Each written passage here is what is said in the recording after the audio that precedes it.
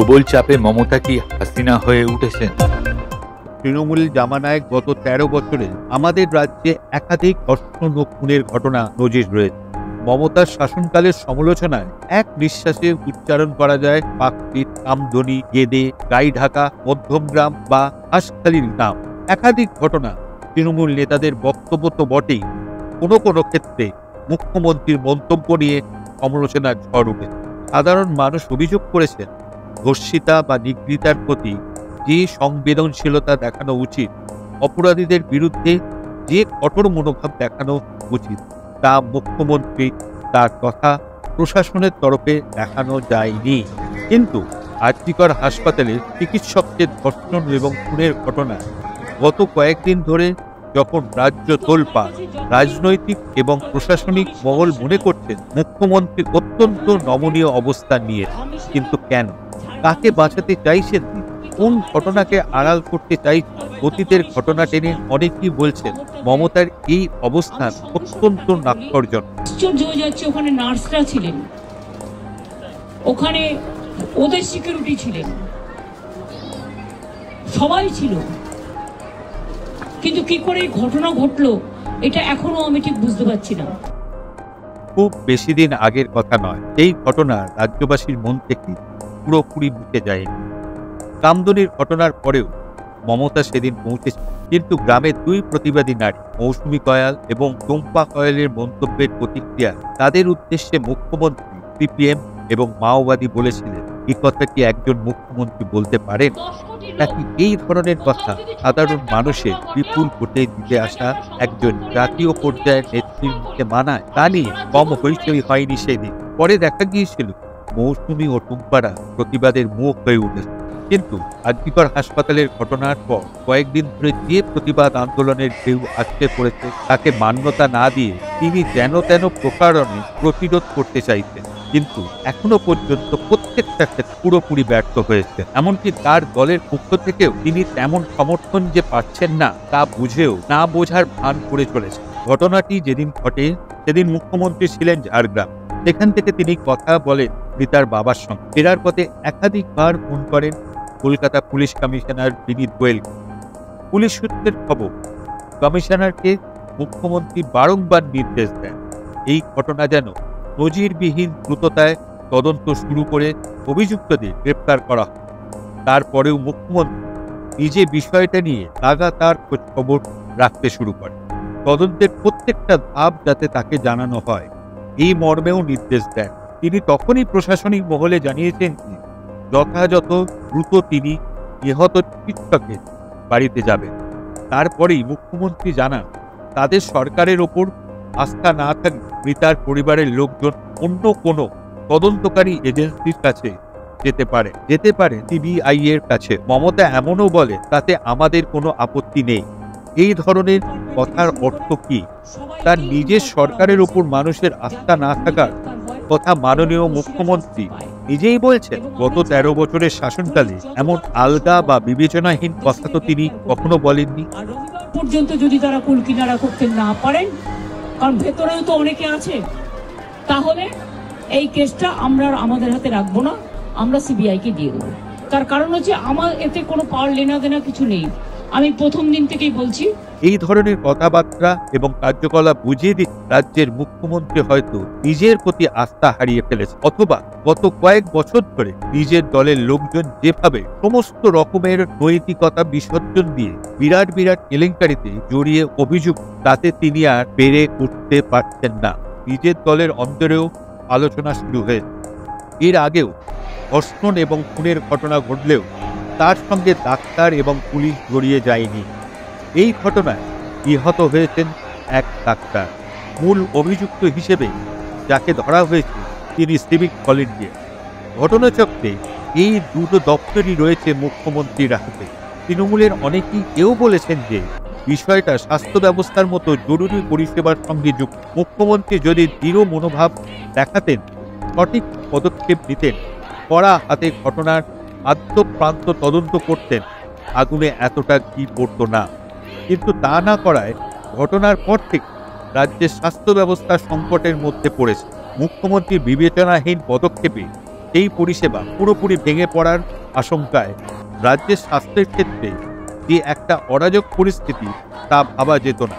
উল্লেখ্য, RG Kar medical college হাসপাতালে তরুণী চিকিৎসক ধর্ষণ খুনের প্রতিবাদে গত 14ই আগস্ট কলকাতা সহ জেলায় জেলায় মেয়েরা রাতে দখল নাও শীর্ষক অভিযানের দিন বেহালায় পাক স্বাধীনতা দিবসের এক অনুষ্ঠানের মঞ্চ থেকে আরজিকর কাণ্ডে বিরোধীদের লাগাতার আক্রমণ। সোশ্যাল মিডিয়ার পোস্টকে কেন্দ্র করে আক্রমণ থানার পক্ষপাত। তিনি আরজিকর কাণ্ডের তদন্তের গতি প্রকৃতি নিয়ে কলকাতার পুলিশের কাজের প্রশংসা করে বলে, মাত্র 12 ঘন্টার মধ্যে দোষীকে গ্রেপ্তার করা হয়েছে। গত 1 মাসের সিসিটিভির পরীক্ষা করা হয়েছে। রবিবার অবধি সময় দিয়েছিলাম, তার আগেই সিবিআইয়ের হাতে মামলার দায়ভার তুলে দেওয়া হয়েছে। পাশাপাশি তিনি রাম ও বামের ষড়যন্ত্রের অভিযোগ এনে তার বিরুদ্ধে দলীয় কর্মসূচি জানান মমতা। আর আজকে আপনারা রাস্তায় নেমেছেন, একটা ঘটনাকে কোথায় দুঃখ জানাবেন, তার শান্তি কামনা করবেন, তার পরিবারকে সমবেদনা জানাবেন, তা না করে সিপিএম বিজেপি আপনারা রাজনীতি করছেন। ভাবছেন বাংলাদেশে একটা ঘটনা ঘটে গেছে, আমরা সেটাকে টেনে এনে যদি ক্ষমতা দখল করতে পারি।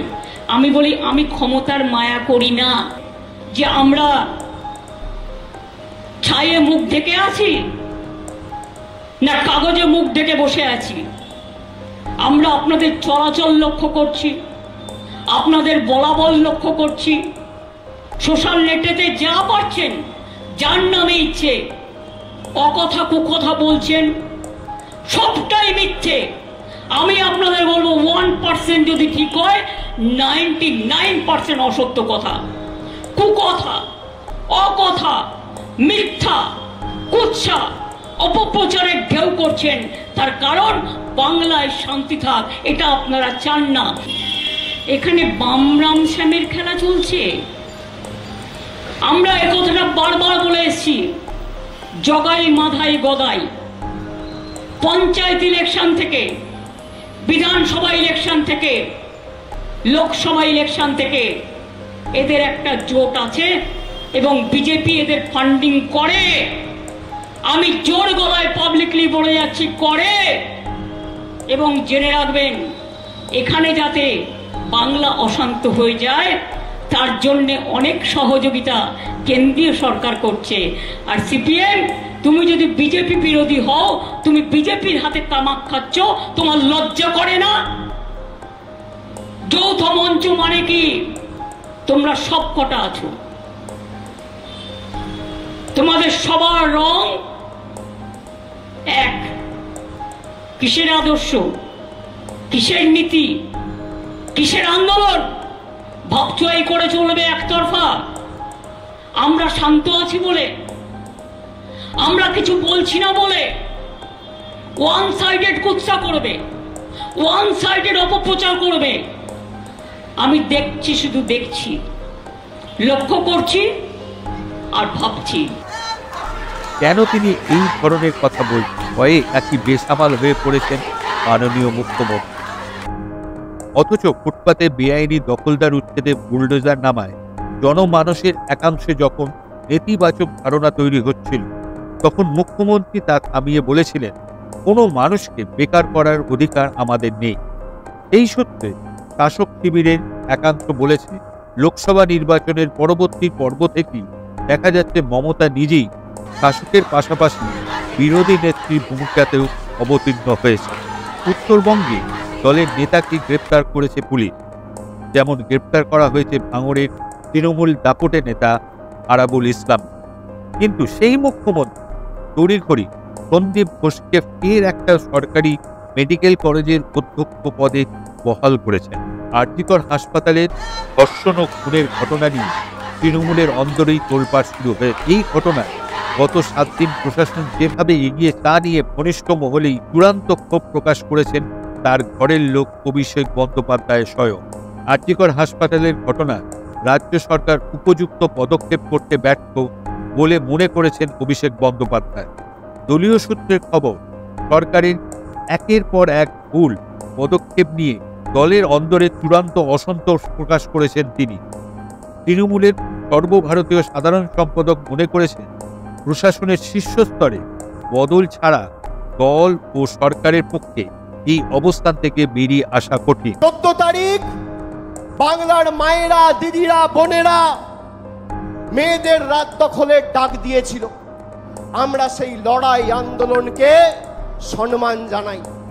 যারা রাস্তায় নেমেছিল বা যারা বাড়িতে বসে প্রতিবাদ করেছিল, তাদের একটাই দাবি ছিল, এক, ধর্ষণ মুক্ত আগামী দিনের ভবিষ্যতের সমাজ গড়ে তোলা, এবং দুই, যারা দোষী তাদের কঠোর ব্যবস্থা নিয়ে বিচার ব্যবস্থা যাতে দ্রুত বিচার সম্পূর্ণ করে প্রকৃত দোষীদের শাস্তি দেওয়ার ব্যবস্থা করে। কিন্তু টানা সরকার বিরোধী আন্দোলনে কোণঠাসা হয়েও আক্রমণাত্মক অবস্থানে রয়েছেন মুখ্যমন্ত্রী। পুলিশ প্রশাসনের পাশে দাঁড়িয়ে বিরোধীদের পাল্টা আক্রমণ করেছেন।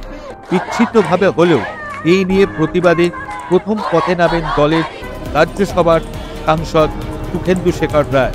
বাংলার যা দাবি আমাদের একই দাবি, যে এই ঘটনার সঙ্গে যারা যারা জড়িত সবাইকে অবিলম্বে গ্রেপ্তার করে তাদের যত দ্রুত সম্ভব মৃত্যুদণ্ড দেওয়া হবে। প্রথমত কারা কারা দোষী এটাই তো কেউ জানে না, সেটা খুঁজে বার করতে হবে।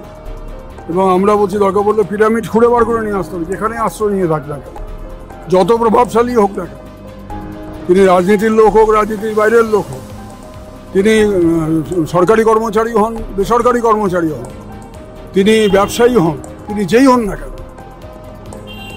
এর মানব সমাজে বেঁচে থাকার কোনো অধিকার এদের নেই। যে জঘন্য কাণ্ড ঘটিয়েছে এরা, কোনোভাবে, কারণ পশুরাও ধর্ষণের পরে মনে হয় না খুন করে, এরা দুটোই করেছে। সুতরাং ক্যাপিটাল পানিশমেন্ট, চরম শাস্তি, মৃত্যুদণ্ড, এই দাবি। তার আগে এগুলোকে বার করতে হবে, কাউকে আড়াল করা চলবে না। পথে নামলেও মমতা অবশ্য মিছিল করেছে, বিরোধীদের পাল্টা চাপে রাখতেছে। কিন্তু আরজিকর কাণ্ডে সহায়ক হবে কিনা এখন সেটাই দেখার।